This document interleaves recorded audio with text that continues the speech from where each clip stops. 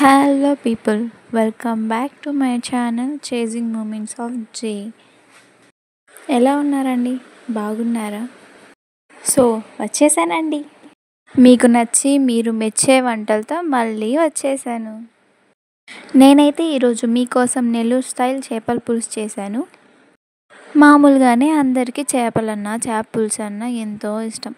అలాంటిది నెల్లూరులో ఫేమస్ అయిన నెల్లూరు చేపల పులుసు అంటే నోరు ఊరుతుంది కదా. మరి లేట్ ఎందుకు, ప్రాసెస్లోకి వెళ్ళిపోదామా? ఏంటబ్బా ఈ తెల్ల తెల్లగా ఉన్నాయి, అసలు చేపలేనా అని అనుకుంటున్నారేమో. చేపలేనండి, వీటిని మేము ఇక్కడ పైలెట్లు అని పిలుస్తాం. ఫస్ట్ పనికి కావాల్సిన ఇంగ్రీడియంట్స్ పచ్చిమిర్చి, టమోటాలు, ఒక మామిడికాయ, కరివేపాకు, ఒక ఎర్రగడ్డ. నేను ఇక్కడ 50 grams ఆఫ్ చింతపండుని తీసుకుంటున్నాను. మీకు మీ పులుపు తగ్గట్టు తీసుకోండి. వీటన్నింటిని కట్ చేసి పెట్టుకొని గ్యాస్ మీద బాండలు పెట్టుకొని ఆ బాండల్లో కొన్ని మెంతులు, కొన్ని ఆవాలు, మరి ఇంకొన్ని జీలకర్ర వేసుకొని సిమ్లో పెట్టుకొని దోరగా వేయించుకుంటూ ఉండాలి. మరి మాడిపోయేటట్టు వేయించొద్దండి. అట్లా వేయించారంటే టేస్టే మారిపోతుంది. చేపల పులుసులో మెయిన్ ఇంగ్రీడియంట్స్ ఈ 3. సో నేను చూపిస్తున్న విధంగా వీటిని కలుపుకుంటూ వేయించుకుంటూ ఉండండి. ఇందాక నేను చూపించిన చేపలను అయితే మా ఊరు దగ్గర పైలెట్లు అని పిలుస్తారు. మరి మీ ఊరు దగ్గర మీ ఊర్లలో వాటిని ఏ పేర్లతో పిలుస్తారో నాకు కమెంట్ చేయండి. సో ఇలా వీటిని దోరగా వేయించుకున్న తర్వాత ఒక ప్లేట్లో తీసుకొని చల్లారి పెట్టుకోవాలి. దాన్ని పక్కన పెట్టేసి మనం చేపలు చేసుకోవడానికి ఒక దబ్బర్ తీసుకొని ఆ దబ్బర్లో నేనైతే ఒక 5 tablespoons ఆఫ్ ఆయిల్ వేసుకుంటున్నాను. ఆయిల్ హీట్ ఎక్కాక మళ్ళీ దీంట్లో కూడా ఒక 4-5 మెంతులు, కొన్ని ఆవాలు, మరి ఎక్కువ వేసుకోవద్దండి, కొన్ని అంటే కొన్ని వేసుకోండి, మళ్ళీ కొన్ని జీలకర్ర, ఈ 3 వేసుకొని వీటిని కూడా బాగా ఫ్రై చేసుకొని మరీ మాడిపోయేంత వరకు వేయించొద్దండి.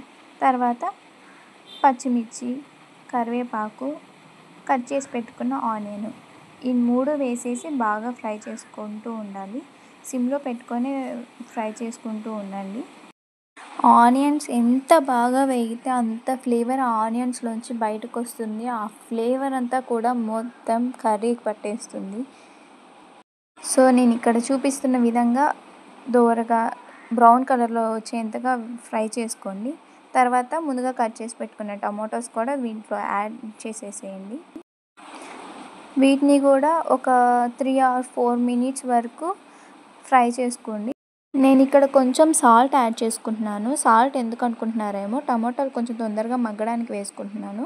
అది వేసిన తర్వాత కొంచెం పసుపు, నేను ఇక్కడ 3 tablespoons ఆఫ్ చిల్లీ పౌడర్ తీసుకుంటున్నాను. చిల్లీ పౌడర్ మీకు సరిపడినంత వేసుకోండి.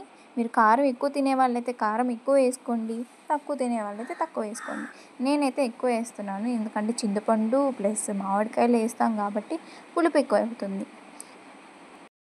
ఇందాక మనం నానబెట్టుకున్న చింతపండుని ఇట్లా బాగా కలుపుకొని పల్ప్ మొత్తం సపరేట్ చేసేసి ఆ మిగిలిన వాటర్ అంతా కర్రీలో కలిపేసుకోవాలి. కర్రీలోకి వేసేసిన తర్వాత మనకు సరిపడా వాటర్ యాడ్ చేసేసుకుందాం. వాటర్ యాడ్ చేసిన తర్వాత ఇలా బాగా కొంచెం కలుపుకొని పెట్టుకోవాలి. ఇలా కలిపిన తర్వాత మూత పెట్టేసుకొని ఒక 5 or 10 minutes హై ఫ్లేమ్ మీద బాగా నీళ్లు మసిలేంత వరకు వదిలేసేయాలి. ఇందాక మనం డ్రై ఫ్రై చేసిన మెంతులు, ఆవాలు, జీలకర్ర అన్నీ చల్లారిన తర్వాత ఇట్లా మిక్సీ జార్లోకి తీసుకొని పొడి చేసి పెట్టుకోండి. మనకి ఈ ప్రాసెస్ కంప్లీట్ అయ్యేలోపు మనకి వాటర్ కూడా మసులుతూ ఉంటాయి. వాటర్ మసలడం స్టార్ట్ అయినాక మనం ముందుగా కట్ చేసి పెట్టుకున్న మామిడికాయలని ఇట్లా పీస్ ఒక్కొక్కటిగా వేసుకోవాలి. అన్నీ ఒకటేసారి వేస్తే మన చేతి మీద పడి మన చేతులు కాలుతాయి. సో మామిడికాయలు వేసేసిన ఒక 2 minutes తర్వాత మనం కడిగి పెట్టుకున్న చేపల్ని కూడా ఇందులోకి ఒక్కొక్కటిగా వేసేసుకుంటే సరిపోతుంది. ఇలా నేను చూపిస్తున్న విధంగా సపరేట్గా స్ప్రెడ్ చేస్తూ చేపల్ని వేయండి, లేదంటే ఒకదాని మీద ఒకటి ఉన్నాయంటే చేపలు బాగా ఉడకవు. ఇలా అన్ని చేపల్ని వేసేసుకున్న తర్వాత ఒక 15 minutes మనం హై ఫ్లేమ్లో పెట్టేసుకొని కర్రీని ఉడికించేసుకుందాం. మధ్యలో కర్రీ అయిందా లేదా అంటూ చూసుకుంటూ ఉండాలి. గెంటితో మాత్రం కలబెట్టకూడదు, అలా కలబెడితే చేపలు విరిగిపోతాయి. ఇట్లా కర్రీ అయిన తర్వాత మనం ముందుగా మెంతులు, ఆవాలు, జీలకర్ర పొడి చేసి పెట్టుకున్నాం కదా, దాన్ని ఇట్లా స్ప్రెడ్ చేసుకుంటూ కొంచెంగా చల్లుకుంటూ ఉండాలి. స్టార్టింగ్లోనే చెప్పాను కదండి, ఈ కర్రీలో మెయిన్ ఇంగ్రీడియంటే ఈ పొడి అని. ఈ పొడిని ఇట్లా స్ప్రెడ్ చేసుకుంటూ చల్లుకున్న తర్వాత గెంటితో మాత్రం కలబెట్టకూడదు. ఏదైనా క్లాత్ ఇట్లా చుట్టూ తిప్పుకుంటూ ఉండాలి. అప్పుడే ఆ పొడి ఫ్లేవర్ మొత్తం కర్రీకి బాగా పడుతుంది. ఆ పొడి వేసిన తర్వాత ఒక 2 మినిట్స్ బాగా ఉడికిచ్చేస్తే సరిపోతుంది. మళ్ళీ ఇలా గ్యాస్ మీద పెట్టుకొని ఒక 2 మినిట్స్ ఉడికిచ్చేసుకుందాము. ఉడికిన తర్వాత కొత్తిమీర తీసుకొని పైన వేసుకుంటే మంచి ఫ్లేవరు, మంచి స్మెల్ కూడా వస్తుంది.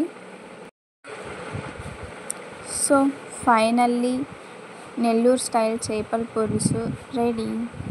చూసారుగా, చాలా కలర్ఫుల్గా వచ్చింది కదా కర్రీ. మీరు కూడా ట్రై చేయండి.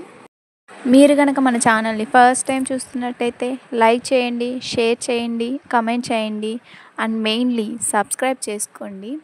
సో వేడి వేడి అన్నంలోకి వేడి వేడి చేపల పులుసు ఒక 2 ముక్కలు అలా వేసుకొని అలా చేపల పులుసు వేసుకొని తింటే ఎంత బాగుంటుందో కదా. అలా చూసి వెళ్ళిపోకుండా ఒక సబ్స్క్రైబ్ మాత్రం చేసుకోండి ప్లీజ్. బాయ్.